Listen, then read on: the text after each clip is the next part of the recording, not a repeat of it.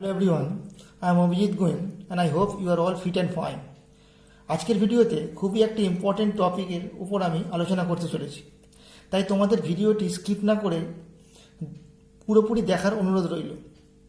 আজকে আমি আলোচনা করে দেবো কাইন্ডস অফ সেন্টেন্স, অর্থাৎ ডিপেন্ডিং অন সেন্স, সেন্সের উপর ডিপেন্ড করে সেন্টেন্স কত রকমের এবং কীভাবে তাকে চিনব আমরা। ওকে, সো আমি এটুকু 100% বলতে পারি, যদি তোমরা ভিডিওটা মন দিয়ে দেখো তাহলে তো তোমাদের এই কাইন্ড অফ সেন্টেন্স পুরো ব্যাপারটা 100% আমি ক্লিয়ার করতে পারবো।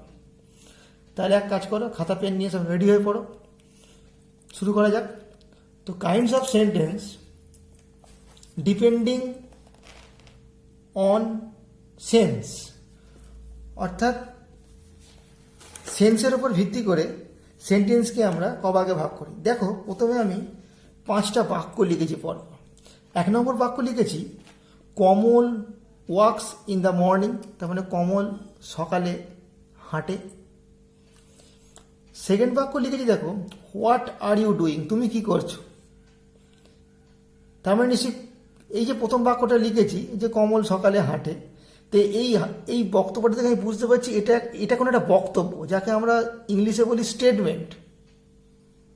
আর সেকেন্ড বাক্যটা দেখো আমি কোশ্চেন করছি, তার মানে একটা প্রশ্ন করছি, তার মানে এই বাক্যটা সেন্স আলাদা। নাম্বার 3 দেখো ডু নট টেল এ লাই, মিথ্যা কথা বলো না।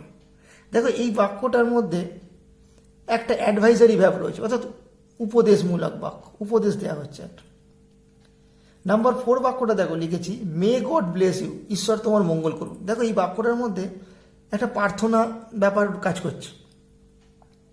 অ্যান্ড নাম্বার 5 যেটা লাস্ট বাক্য যেটা আমি লিখেছি এখানে হোয়াট এ বিউটিফুল বার্ড বলে একটা এক্সক্লামেশন মার্ক দিচ্ছে, অর্থাৎ কি সুন্দর পাখি। দেখো এইটার মধ্যে একটা বিস্ময়বোধক ব্যাপার এখানে প্রকাশ পাচ্ছে। তার মানে আমরা 5টা সেন্টেন্সের মধ্যে দেখলাম 5 রকম ভাব, 5 রকম সেন্স। তাহলে এই সেন্সের উপর ডিপেন্ড করে সেন্টেন্সকে 5খানা ভাগে ভাগ করা যায়। ওকে, তো এই যে ফার্স্ট যে সেন্টেন্সটা লিখলাম, এই ফার্স্ট সেন্টেন্সটা, এই সেন্টেন্সটাকে আমরা বলি অ্যাসার্টিভ সেন্টেন্স। কি বলি? Assertive sentence, ASSERTIVE, assertive sentence, যাকে আমরা বলি স্টেটমেন্ট। দ্বিতীয় বাক্যটা দেখো হোয়াট আর ইউ ডুইং, এই যে কোশ্চেন করা হয়েছে, তার মানে এটা একটা কোশ্চেন, তার মানে এই সেন্টেন্সটার নাম হচ্ছে interrogative sentence, INTERROGATIVE, interrogative sentence. 3 নম্বরটা দেখো ডু নট টেল এ লাই, এটা একটা অ্যাডভাইস দেওয়া হচ্ছে, তাই জন্য এই যে সেন্টেন্সটা এটার নাম হচ্ছে ইম্পারেটিভ সেন্টেন্স।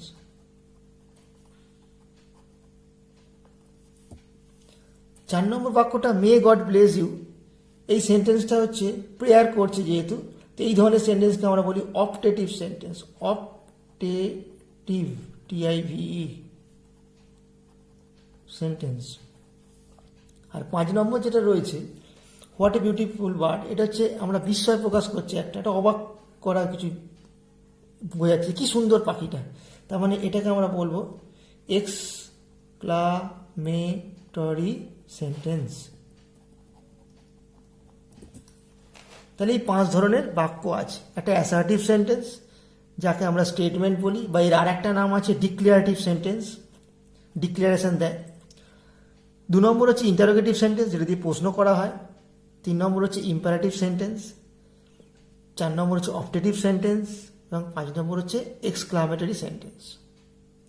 তো এইবার এই প্রতিটা সেন্টেন্স ইন ডিটেলস আমি আলোচনা করতে যাচ্ছি। তো নাম্বার 1 দেখো অ্যাসার্টিভ সেন্টেন্স, যাকে আমরা বলি ডিক্লারেটিভ সেন্টেন্স, এই নামেও ডাকি। তো অ্যাসার্টিভ সেন্টেন্স কাকে বলে না, a sentence that makes a statement, অর্থাৎ একটা সেন্টেন্স যে সেন্টেন্সটা স্টেটমেন্ট বোঝায়, অর্থাৎ কোনো বক্তব্যকে প্রকাশ করে, তাকে বলে assertive sentence. Example, the earth moved round the sun, the earth moves round the sun. ঠিক আছে, পৃথিবী সূর্যের চারপাশে ঘোরে। নাম্বার বি দেখো এক্সাম্পল দিয়েছি রামবাবু ইজ এ টিচার, রামবাবু একজন শিক্ষক, তাহলে এটা একটা বক্তব্য। The earth moves round the sun, এটাও একটা বক্তব্য, স্টেটমেন্ট। নাম্বার সি দিকে দেখো, I saw an accident yesterday, গতকাল আমি একটা দুর্ঘটনা দেখেছিলাম। ওকে, তার মানে দেখো এই যে তিনটে বাক্য আমি বললাম, এগুলো সবকটাই একটা বক্তব্যকে প্রকাশ করছে, তাই জন্য এই ধরনের বাক্য হচ্ছে অ্যাসার্টিভ সেন্টেন্স।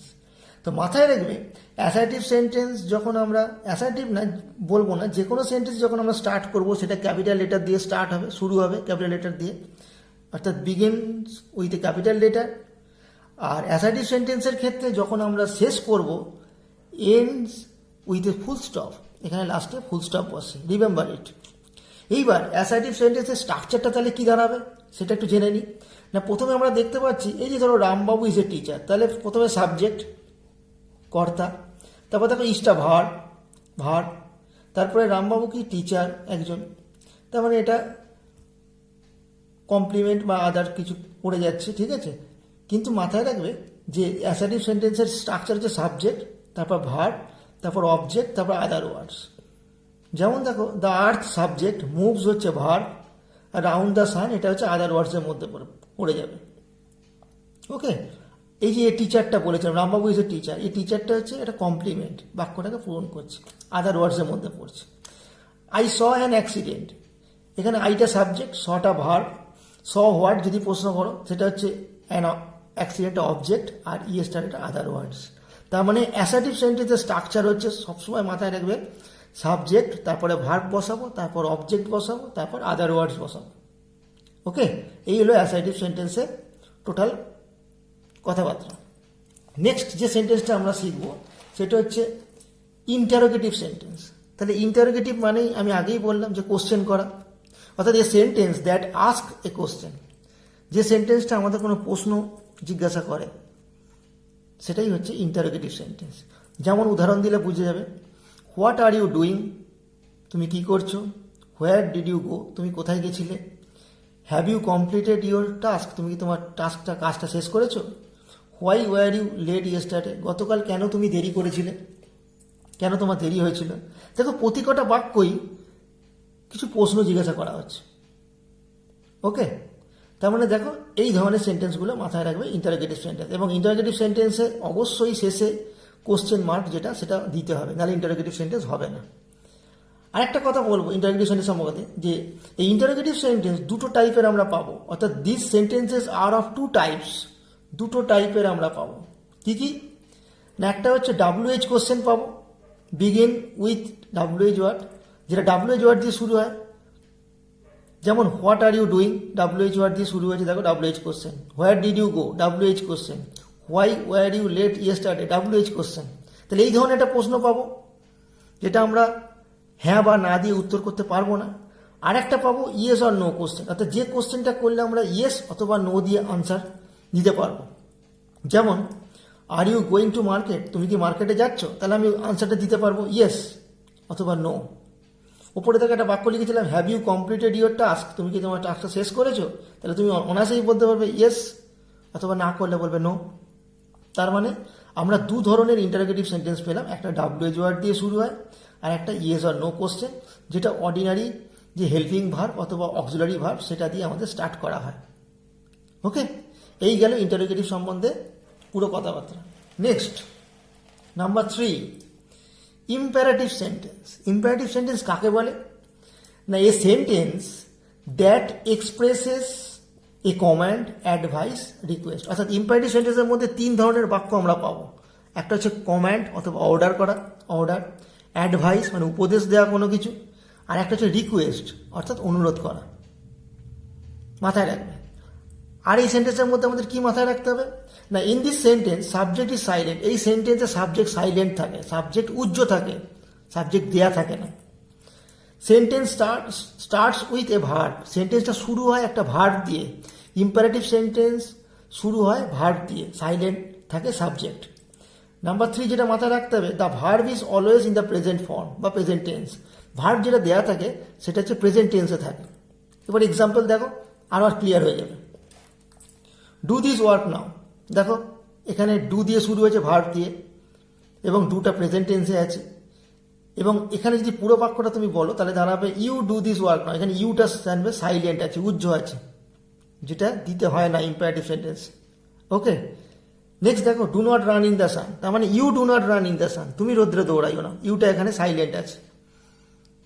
ওকে, নেক্সট দেখো, please give me a pen, দয়া করে আমাকে একটা পেন দাও। তার মানে এই যে বাক্যটা, এই বাক্যটা পড়ে গেল রিকোয়েস্টে, do not run in the sun, রোদ্রে দৌড়াই না, এই বাক্যটা হচ্ছে অ্যাডভাইস বোঝাচ্ছে, দেখো আমি অ্যাডভাইস লিখেছিলাম। আর প্রথমটা do this work now, command বা অর্ডার বোঝাচ্ছে। তাহলে এই তিন ধরনের সেন্টেন্স আমরা ইম্পারেটিভ সেন্টেন্সে পাবো।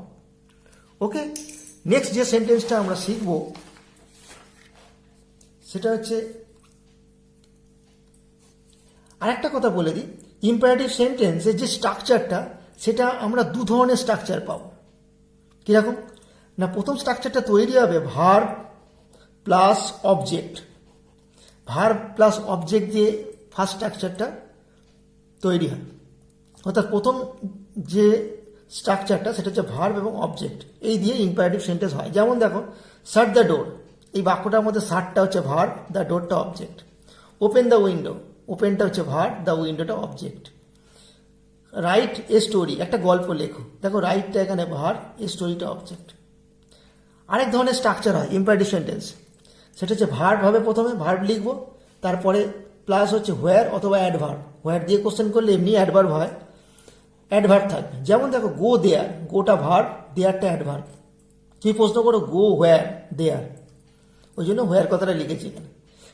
দেখো কাম হিয়ার, হিয়ারটা এখানে অ্যাডভার্ব, তাহলে কামটা ভার্ব। ওকে, ওয়াক ফাস্ট, তার মানে ওয়াকটা ভার্ব, ফাস্টটা হচ্ছে এখানে অ্যাডভার্ব। রান কুইকলি, জোরে দৌড়াও, তাহলে দেখো রানটা ভার্ব, কুইকলিটা অ্যাডভার্ব। তার মানে এই দুটো স্ট্রাকচারের মাধ্যমে আমরা ইম্পারেটিভ সেন্টেন্স করি, খেয়াল রাখবে। নাম্বার 4 যে সেন্টেন্সটা আমরা জানবো সেটা হচ্ছে optative sentence.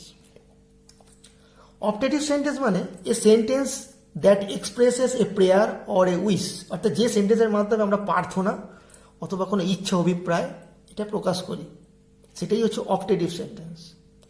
Example, may God bless you, ঈশ্বর তোমার মঙ্গল করুন। May his soul rest in peace, তার আত্মা শান্তি পাক। May God make you happy, ঈশ্বর তোমায় সুখী করুন। লং লিভ আওয়ার লিডার, আমাদের নেতা দীর্ঘজীবী হোক। তাহলে এই সেন্টেন্সগুলো থেকে আমি কি বুঝলাম না, অপটেটিভ সেন্টেন্স জেনারেলি মে দিয়ে স্টার্ট করা হয়, মে। ওকে, কিন্তু কিছু কিছু বাক্য আছে যেটা মে ছাড়াই অপটেটিভ সেন্টেন্সের যে সেন্স সেটা কনভে করে। যেমন লং লিভ আওয়ার লিডার, এখানে দেখো মে দিয়ে স্টার্ট হয়নি, কিন্তু এই বাক্যটা অবশ্যই এখানে প্রে অথবা উইশ বোঝাচ্ছে, যে সে লিডারের দীর্ঘ জীবন কামনা করছে, আমরা লিডারের দীর্ঘ জীবন কামনা করছি। ওকে, তার মানে মে ছাড়াও অপটেটিভ সেন্টেন্স লেখা যেতে পারে, কিন্তু জেনারেলি মে দিয়ে স্টার্ট হয়, remember it. And last one is exclamatory sentence, বিস্ময়বোধক যে বাক্যটা হয়, অর্থাৎ এ sentence that expresses sudden feelings or emotions, emotion অথবা ফিলিং, হঠাৎ কোনো একটা সাডেন ফিলিং, সেটা জয় হতে পারে, সরো হতে পারে, সারপ্রাইজ হতে পারে। যেমন দেখো, এক্সাম্পল দিলে আরো আমাদের ব্যাপারটা ক্লিয়ার হয়ে যাবে। Hurray we have won the match, তাহলে কি আনন্দ, আমরা ম্যাচটা জিতেছি, তাহলে এই এক্সপ্রেশনটা কি, আনন্দের, জয়। তাহলে হুররে কথাটা আমাদের এক্সপ্রেস করছে জয়কে। হুররে লেখার পরে দেখো আমরা এক্সপ্রেশন মার্কসটা দিয়েছি। ওকে, অর্থাৎ একটা কোনো ওয়ার্ড দিয়ে এক্সক্লামেটরি যে ওয়ার্ড কিছু আছে সেটা দিয়ে এক্সক্লামেটরি সেন্টেন্স তৈরি হয়। যেমন এখানে হুররেটার মাধ্যমেই আমরা বোঝাচ্ছি এটা একটা সার্টেন একটা feelings of joy. Alas he is no more, হায় তিনি আর বেঁচে নেই, তার মানে এটার মাধ্যমে দুঃখ প্রকাশ করছে, সরো। ওকে, আবার কিছু কিছু জায়গায় জানবে হোয়াট এবং হাউ, এই দুটো WH ওয়ার্ড দিয়ে আমরা এক্সক্লামেটরি সেন্টেন্স তৈরি করি, এবং পুরো সেন্টেন্সটা হওয়ার পরে তারপরে আমরা এক্সক্লামেশন যে মার্ক সেটা আমরা দিই, চিহ্নটা দিই। যেমন হোয়াট এ নাইস বার্ড, কি সুন্দর পাখি, হয়তো আমরা কোনো একটা পাখি দেখেছি গাছে, হয়তো বন্ধুকে বলছি দেখ দেখ কি সুন্দর পাখি, হোয়াট এ নাইস বার্ড। অথবা এটাকে এরমভাবে লেখা যায় what a nice bird it is. Number D এক্সাম্পলটা দেখো, how beautiful the picture is, কি সুন্দর পিকচারটা, দেখ পিকচারটা কি সুন্দর।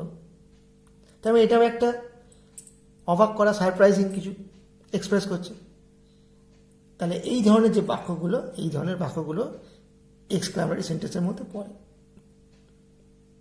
ওকে, তো এইখানে আমাদের 5টা সেন্টেন্সের টোটাল ব্যাখ্যা শেষ হলো। আশা করি তোমরা ভিডিওটা বুঝতে পেরেছো, টোটাল যে আলোচনা আমি করলাম। তো যদি তোমাদের ভালো লেগে থাকে তাহলে একটা রিকোয়েস্ট, লাইক করো, কিছু ভালো কমেন্ট করার থাকলে করো, তাহলে আমি আরও ইন্সপায়ার্ড হব। এবং যারা আজকে নতুন এই ভিডিওটা দেখলে তাদের একটা রিকোয়েস্ট, যারা চ্যানেলটাকে সাবস্ক্রাইব অবশ্যই করো এবং বেল বাটনটাকে প্রেস করে রেখো, যাতে আগামী দিনে আমি যা যা নতুন নতুন ভালো ভালো টপিকের ওপর ভিডিও আপলোড করব তোমরা সহজেই পেয়ে যাও এবং তোমাদের উপকারে লাগে। ওকে, থ্যাংক ইউ।